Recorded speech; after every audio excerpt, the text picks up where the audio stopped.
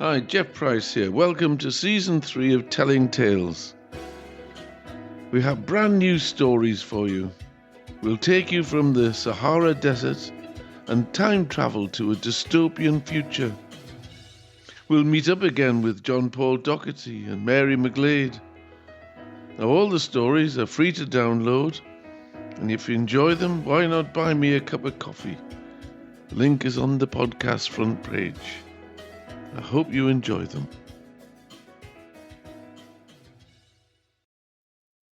The Christmas Gratuity, a short story by Jeff Price. John Paul tugged the bell chain at the ancient oak door and waited, stamping his feet against the cold. An icy December wind swept down the street, swirling fresh snow across the gravel drive.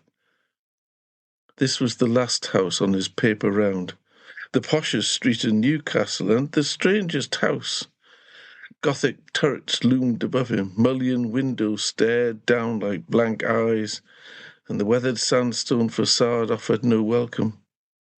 Every other house in the street had a Christmas tree glowing in the window, warm lights, wreaths on doors. Not this one.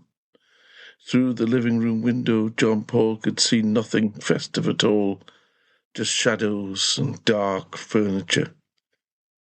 He heard footsteps echoing inside and straightened up, putting on his best Christmas smile. It had been a long morning. He started his round before the sun peeked over the horizon, walking instead of cycling because the snow made the bike useless. His army surplus jacket pockets jingled with coins now, plus several oranges, 2 apples, and a bar of 5 boys' chocolate from Mrs. Thomas. She was lovely, Mrs. Thomas, always had a biscuit for him. He collected her groceries from the co-op when she needed it. Most of his customers were decent enough. A few he never saw, already at work when he came by. Some would get angry if he mixed up their papers. Socialist readers of the Daily Herald did not appreciate copies of the Daily Telegraph, but mostly they were all right.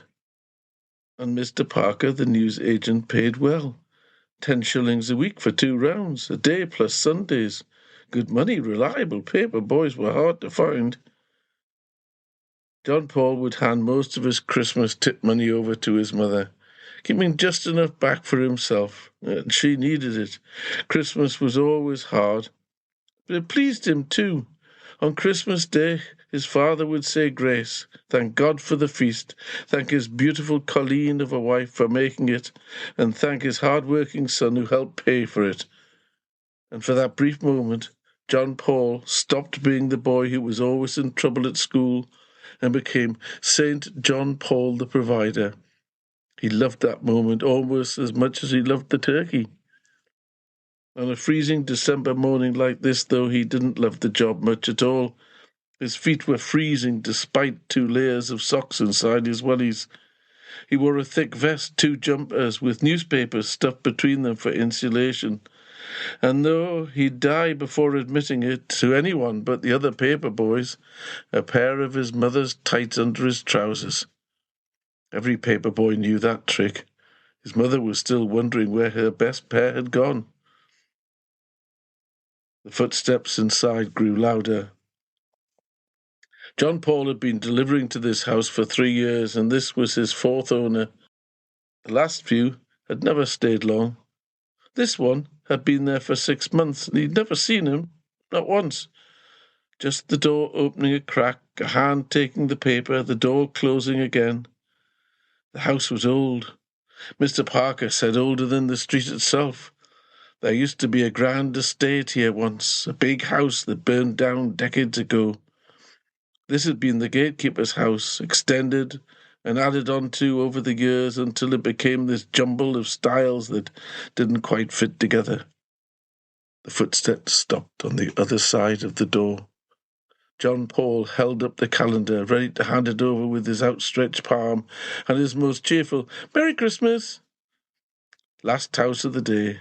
His feet were numb with cold, and all he wanted to do was to go home to a hot bath and breakfast. The door began to open. John Paul's stomach tightened. For some reason, he felt nervous, and despite the cold, sweat prickled under his layers. "Who is it?" A disembodied voice came from behind the partially open door. "It's John Paul, the paperboy, Mr. Beecham. I have a calendar for you from Mr. Parker," and he thrust his hand forward, clutching the calendar. Two hands appeared, gripping the door edge and pulling it slowly back. When the gap was just wide enough, Mr. Beecham squeezed himself through and stood on the doorstep. "Damn door, so stiff, the bloody thing's ancient. I want to get rid of it, but it's Grade 2 listed." John Paul had no idea what Grade 2 listed meant, but he did have an idea. "My dad uses lard on rusty hinges, said it works a treat." "Ooh, that sounds like a good idea." Mr. Beecham took the calendar from John Paul's outstretched hand. He looked at the boy properly, taking in the red nose, the chattering teeth. "You look freezing. Come in and warm yourself." John Paul hesitated. Mr. Parker had warned him about going into people's houses, but Mr. Beecham seemed kind enough, and the thought of warmth was irresistible. Thank you, just for a minute." Mr. Beecham stood to one side, and John Paul squeezed past into the hall. A large oak staircase rose on one side, and against the back wall blazed a proper fire, the kind his own house never had. The door near the fireplace opened, and a woman entered. "Ah, Mrs. Beecham," Mr. Beecham said. "We have the pleasure of the company this morning. This is John Paul, our paperboy. He's frozen through, and I've invited him to warm himself up. Would you be so kind as to make him a hot drink? Hot chocolate, perhaps?"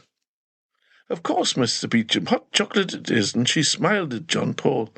"Nice to meet you at last. Mrs. Thomas speaks very highly of you." John Paul's face flushed. He wasn't used to compliments from adults, or anyone for that matter. While Mr. Beecham was gone, John Paul looked around the hall. The oak-panelled walks were lined with photographs, formal portraits, family groups, street scenes. "Is this your family? That's not Newcastle, is it?" No, that's Vienna. We lived there before the war." "Nice." It was. Mr. Beecham's voice changed, and then it wasn't. And for a moment, the room seemed darker. "You haven't got a Christmas tree, then?" he said, immediately wishing he'd said something else. "Ah, yes." Mr. Beecham's face softened. "I'm Jewish, John Paul. We don't celebrate Christmas. We have our gift giving at Hanukkah. That was a few weeks ago." "Oh, right." John Paul didn't know what to say. He'd heard things from his dad about the war, about what happened to Jewish people, but it always seemed distant, like something from a history book. Standing here in the hall, looking at those photographs of smiling people who might not be smiling anymore, it felt different. Mrs. Beecham returned with a cup on a saucer. The smell hit John Paul before he even took it. Rich and deep, nothing like cocoa powder his mum made with hot water and a splash of milk. The first mouthful was a revelation. Wasn't like Five Boys chocolate either. It was silky, almost thick, and it tasted like the cakes his grandmother used to make at Christmas. As he sipped it, he could feel the coldness of the morning draining from his body, his hands and feet tingling as the warmth spread through him. "This is amazing. But it's not chocolate, is it? Well, not like normal chocolate." Mr. Beecham smiled. "It is chocolate. It's Viennese chocolate, the best in the world. You're very privileged, John Paul. Mrs. Beecham doesn't share her hot chocolate with everyone." "Thank you, Mrs. Beecham." John Paul handed back the empty cup, reluctant to let it go. I should be going. My mum will be wondering where I am." He straightened up, remembering his routine.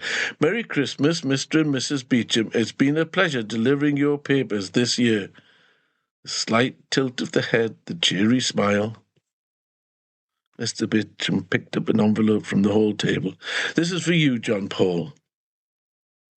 John Paul opened the envelope and pulled out a Christmas card, and as he opened it, a piece of paper fell to the floor. He bent to pick it up and realized it was a £5 note. He gasped.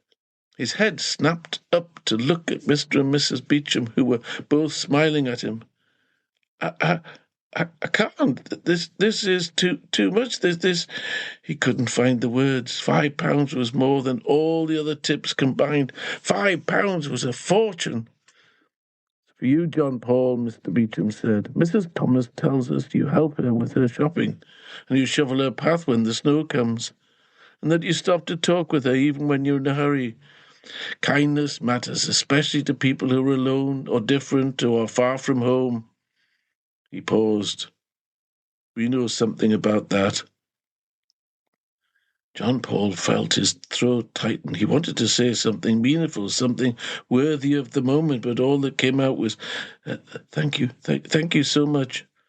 Mazel tov, John Paul. That means good luck. Mazel tov for 1968. Mazel tov, John Paul repeated carefully. Mazel tov, Mr. and Mrs. Beecham. Mr. Beecham smiled. Oh, and thanks for the tip about the lard. I'll give it a try. John Paul stepped out into the cold, the £5 note clutched in his hand. He pushed it deep into his pocket, picked up the empty paper sack, and made his way down the snowy street. Thank you for listening to Telling Tales. If you enjoyed this story, please share with your friends. If there are any questions, then there's an email link on the front page. See you next time.